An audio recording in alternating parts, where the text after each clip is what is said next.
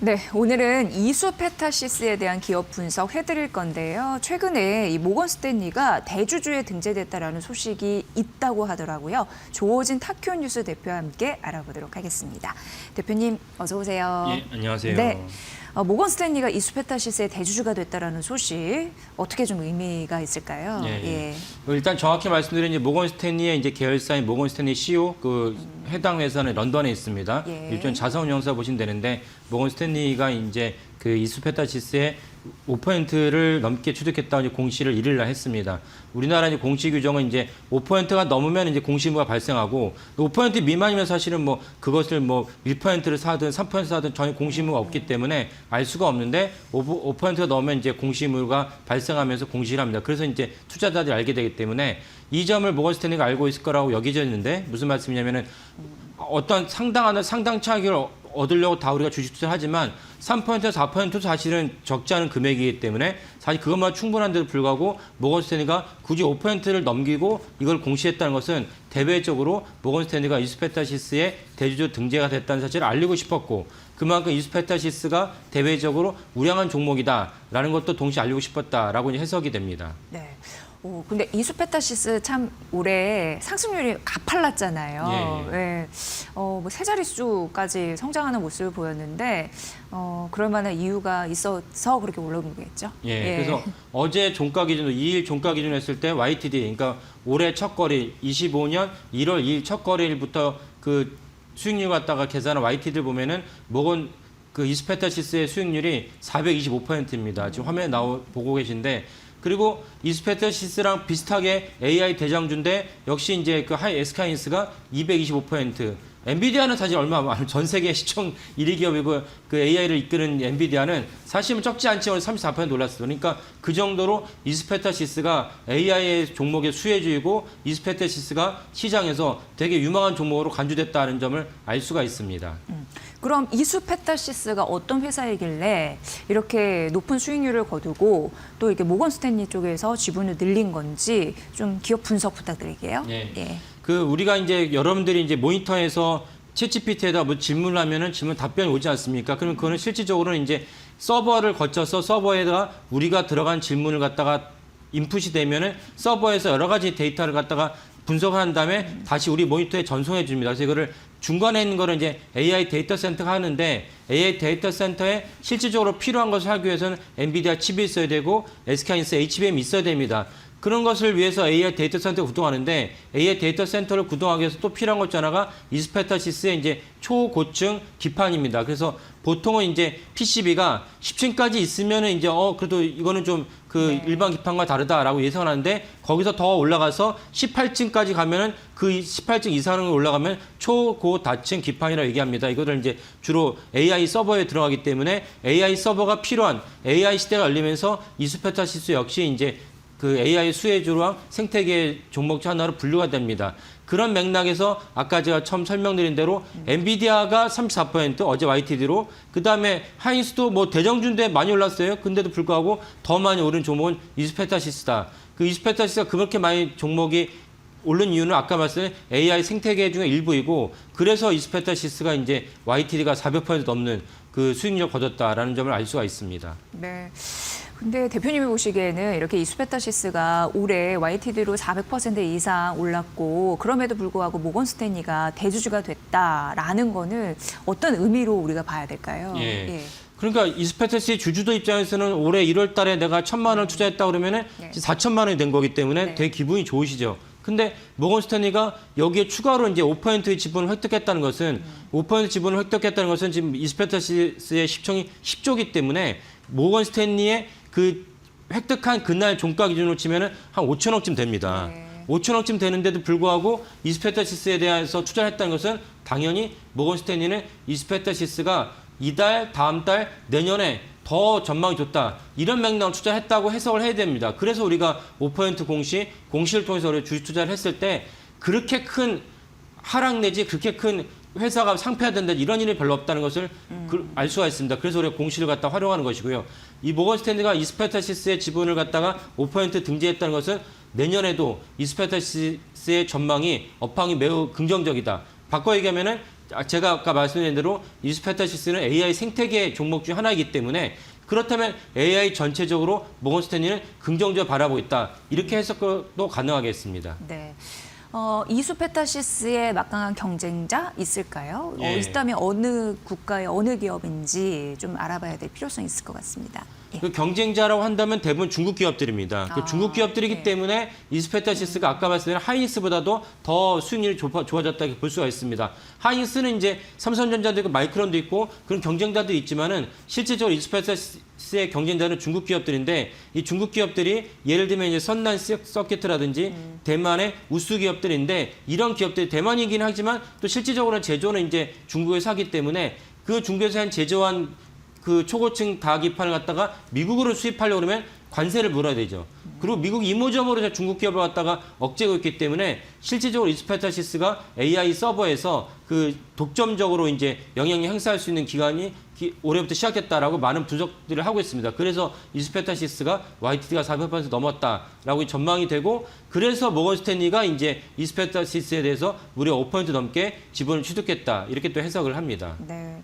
이제 추가적으로도 주가가 오를 수 있을까? 왜냐하면 이제 모건 스탠리가 대주주에 또 등극을 했기 때문에 많은 분들이 기대감으로 또 보실 것 같은데 그럼 우리가 크게 좀 나눠서 그런 부분을 좀 연간을 져서 봐야 될 것 같은데 일단 AI 시대에 대한 뭐 버블론이다, 아니다, 지금 초입 구간이다, 더 성장할 영역에 있어서 아직까지는 그런 말 하면 안 된다라는 얘기들이 좀 나오면서 주가에 또 글로벌 각국 기업에 반영이 되고 있잖아요. 예, 예.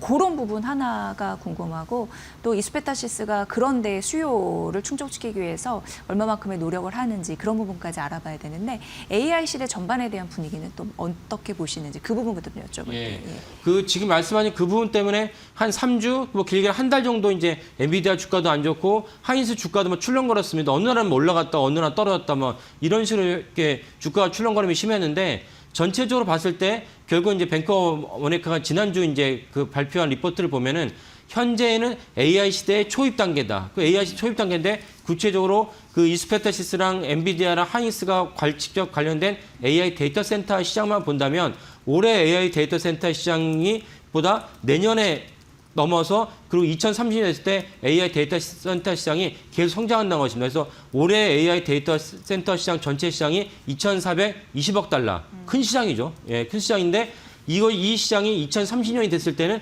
불과 4년밖에 남지 않았습니다. 한 달 뒤면 2026년이니까요. 2030년이 되면 AI 데이터 센터 시장이 1조 2천억 달러. 그러니까 현재보다도 AI 데이터 센터 시장이 2030년 4년이 지났을 때는 5배 상승한다는 것입니다. 그러니까 지금도 뭐 이스페타시스뿐만 아니라 하이닉스에 대해서 제가 누누이 이제 말씀드리고 제가 이제 사적인자에서도 저희 지인들이 이제 질문하면 어떤 종목이 좋냐? SK하이닉스를 사세요라고 얘기를 하면은 SK하이닉스 이렇게 MTS 보다가 아니 너무 높잖아, 너무 비쌌잖아 이렇게 생각하세요. 근데 아까 말씀드린 대로 지금보다도 AI 데이터 센터 시장이 5배가 커진다면 지금 같은 장악력을 하이닉스가 계속 유지한다면 5배에서 올라가는 것이 상시적 추정이다. 그런 맥락에서 이스페타시스 역시 AI 데이터 센터 시장이 계속 넓어지고 그리고 갑자기 트럼프 정부나 혹은 다음에 어떤 미국 정부가 중국에 대한 규제를 갖다 풀어서 중국에 대해서 문호를 개방한다면 모를까. 그렇지 않다면 실질적으로 이스페타시스가 AI 데이터 센터 시장에 필요한 초고층 다기판을 독점적으로 이제 공급할 가능성이 높다. 이런 맥락에서 모건 스탠리가 이제 이번에도 5% 넘게 지분을 취득했다라고 전망이 됩니다. 그러니까 다시 한번 말씀드리지만 AI 버블론은 사실 실체가 없는 것이고 그리고 얼마 전에도 많은 분들이 아시겠지만 이제 웨드부시의 그 중요한 그 애널리스트가 동남아를 갔다 우리나라랑 이제 대만을 왔다 방문했는데 거기서 뭐라 얘기했냐면 똑같은 질문이 나왔어요. 야 지금 AI 시장이 지금 피크 아웃 정점을 찍고 나가는 거 아시냐? 그래서 이제 AI 버블론이 있고 엔비디아 주가 흔들린 거 아니냐? 이런 질문이 나왔을 때 그 뭐라고 답변했냐면 아니 무슨 정점을 찍고 나가고 파티가 끝나기는커녕 이제 9시다 밤 9시 이제 밤 9시 이제 뭐 시작하려고 그러는데 무슨 뭐 파티가 끝난다 얘기하느냐? 이건 말도 안 되는 것이다 라고 분명히 얘기했어요. 그것은 아까 말씀드린 뱅크 오브 아메리카의 기조랑 비슷한 것이고 지금 화면에 보이신 대로 엄청난 시장 규모가 커지고 있기 때문에 이런 맥락에서도 모건 스탠리가 이스페타시스의 그 대주주로 투자를 했다라고 보시면 되겠고 두 번째 질문은 그렇다면 이스페타시스는 이렇게 시장이 커지는데 어떤 대비를 하고 있느냐? 대비를 이제 어떤 식으로 하겠습니까? 제조사는 당연히 수요가 확대될 거라고 생각하면 당연히 공장을 증설해야죠. 그래서 이수페타시스는 작년부터 공장을 증설해가지고 27년이 되면은 더 많은 공장 증설에 따라서 28년이 되면은 실제로 매출이 1조 5천억 원, 영업이익을 2천억 원으로 달성할 것이라고 이제 CEO가 이제 대외적으로 발표하신 적이 있습니다. 그런 맥락에서도 모건 스탠리가 다 이걸 분석한 다음에 이수페타시스에 뛰어들었다라고 보는 것이 타당하겠습니다. 네. 그러니까 지금 어떻게 보면은 작년부터 공격적인 증설에 나서고 있는데 그럼 생산 능력이 좀 많이 늘어나는 거잖아요. 예. 그럼 이게 실적으로도 뭐라 그럴까 이제 입증이 될 텐데 그 실적단에서 유의미한 결과 어떻게 데이터를 좀 보세요? 예, 결국 제일 중요한 거는 공시로 나오는 잠정 실적, 분기 실적 이런 분기 실적을 보고 뛰어들어도 늦지 않습니다. 우리가 보통 주식시장에서 오해하는 게 뭐냐면 내가 내부자나 어떤 불법과 탈법의 경계선에 있는 정보를 먼저 획득한 다음에 서야지 그다음에 해당 종목에 뛰어들었을 때 내가 차익 실현하고 수익을 거둘 수 있다라고 생각하시는데 그건 잘못된 투자 방법이고 설령 그런 방법이 통하는 종목은 대형주가 아니고 뭔가 문제가 있는 종목들입니다. 박광이 뭐냐? 주가 조작이 가능한 것이고 사실은 회사 정상적이지 않은 회사라는 점도 되는 것이기 때문에 그런 종목은 기피하시고 충분히 전체적인 구조를 봤을 때 지금 오늘 제 말씀드린 AI 데이터 센터 시장이 사실은 여기서 멈춰 있느냐, 내년까지 가느냐, 내후년까지 가느냐, 혹은 이제 2030년까지 가느냐 이런 맥락에서 쳐다보시고 그 다음에 그중에 어떤 종목을 고를 것이냐, 엔비디아를 살 것이냐, 미국 종목에 대해서는 부담스러우니까 환율에도 좀 우리가 우려가 있지 않습니까? 그렇다면 하이닉스를 살 것이냐, 오늘 같은 이수페타시스 살 것이냐, 제가 예전에 설명드린 GNC 에너지 살 것이냐 이런 종목들 가운데서 여러분들이 투자를 갖다가 결정하는 게 좋고 그 다음에 가급적이면 이제 셀러리맨이나 자기가 낮에는 이제 자기 생계 업무에 이제 치중하실 분들이 많으시기 때문에 그런 분들은 자기가 아무래도 10만 원, 100만 원을 갖다 사버리면은 아무래도 신경이 쓰여요. 그러니까 노후상 이제 스마트폰으로 주식 투자를 들여다보는 것은 업무의 효율성이 오르지 않고 사실은 직장에서도 좋은 평가를 받을 수 없죠. 그런 맥락에서 저는 권하는 건 뭐냐면 차라리 내가 원하는 종목이 있다면 원하는 종목을 담고 있는 ETF를 사셔라. ETF를 사면은 어떤 이슈가 발생해도 그 이슈에 대해서 해석을 하고 어떻게 대응할지 누가 결정합니까? ETF를 판매한 펀드 매니저가 결정하기 때문에 내가 그런 시름을 덜 할 수 있어요. 우리가 부동산을 이 필요할 때 우리가 복덕방, 부동산 중개소를 갖다가 활용을 하지 내가 일일이 하나하나 네이버의 부동산 매물을 확인하고 그런 것을 확인하면서 거래하기보다는 부동산 중개소를 거래하는 것이 훨씬 낫지 않습니까? 그런 맥락에서 ETF 거래를 하시면은 안정적이고 나의 근심과 걱정을 그분들 대신하니까 수수료 얼마 안 되는 걸 갖고 아까워하지 마시고 직접 투자하시기보다는 간접적으로 투자하시면서 하지만 종목과 그 특정 업종에서는 본인이 직접 선택하신 다음에 투자하시면 가장 현명한 투자가 되지 않을까 싶습니다. 네. 앞서서 앵커브리핑에서 맥커리가 내년 코스피 6,000선에 근접할 가능성이 있다라고 언급을 하면서 아직까지 저평가다라고 하면서 메모리 가격 반등 이런 부분이 주가에 녹지 않았다라고 얘기했거든요. 네. 그리고 내년에 이익이 한 60% 정도, 70% 급성장할 건데 삼성전자와 SK하이닉스가 주도적인 역할을 할 거라고 봤습니다. 그런 의미에서 마지막으로 삼성전자, SK하이닉스 관련 전략 또 추가적으로 하실 말씀이 있으면 덧붙여 주세요. 예. 예. 그러니까 결국 6천이 되려면 우리나라 시총 1, 2기업들이 주가 올라가야 돼요. 시총 1, 2기업 주가 안 올라 6천이 되긴 참 어렵죠.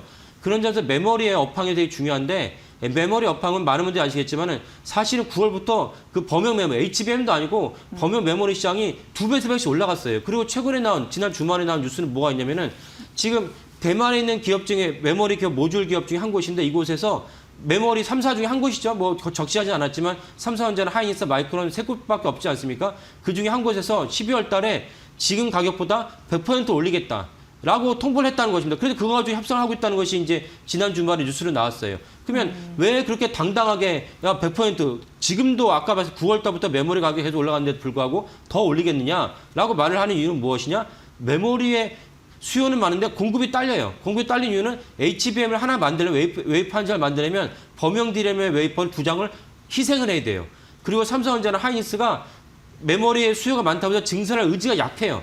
그러다 보니까 메모리에 대한 품귀 현상이 나오고 해당 그 기사에서 뭐라고 나냐면 지금부터다 사실 26년 1분기부터 진짜 메모리가 없어가지고 난리가 나는 시대가 도래한다. 아직까지는 준비하는 것이고 아직까지는 그걸 갖다가 대비해서 가격이 올라갔을 뿐이지 실제로 시장에서 메모리가 없고 이러진 않다. 근데 26년도 1분기부터는 진짜 메모리가 디램이 없어서 난리 나는 시대가 올 것이다. 라는 게 뉴스에 있고 또 다른 뉴스는 뭐가 있냐면은 지금 SK 그 삼성전자가 1월 달에 이제 어저께 이제 그 트라이폴드 내놓긴 했지만 삼성전자가 이제 1월 달에는 갤럭시 S26를 내놓을 텐데 그 모바일 사업부에서 메모리 가격이 올라가는 거 알잖아요. 거기 모바일 사업부에도 그 갤럭시 S에도 D램이랑 낸드 플래시를 집어넣어야 되거든요. 그러니까 모바일 사업부에서 DS 반도체 사업부한테 야 가격이 올라가니까 우리 1년치를 먼저 계약하면 안 되니? 그랬더니 반도체 사업부에서 안 되는데 가격이 계속 올라가는데 너네한테 왜 혜택을 줘야 되니? 예정대로 원래 하던 대로 분기별로 계약을 하자. 이렇게 얘기를 오고 갔다는 게 규사로 나오고 있습니다. 그만큼 메모리 가격이 계속 올라간다면 삼성전자나 SK하이닉스가 매출과 주가가 올라갈 수밖에 없는 구조다. 그러니까 지금 제가 이렇게 참 안타까운 게 뭐냐면 12월이 접어드니까 SK하이닉스에 대해서 어제 오늘 외국인들이 계속 그렇게 팔던 외국인들이 어제 오늘 어제 그저께 외국인들이 SK하이닉스 주식을 매수로 돌아섰어요.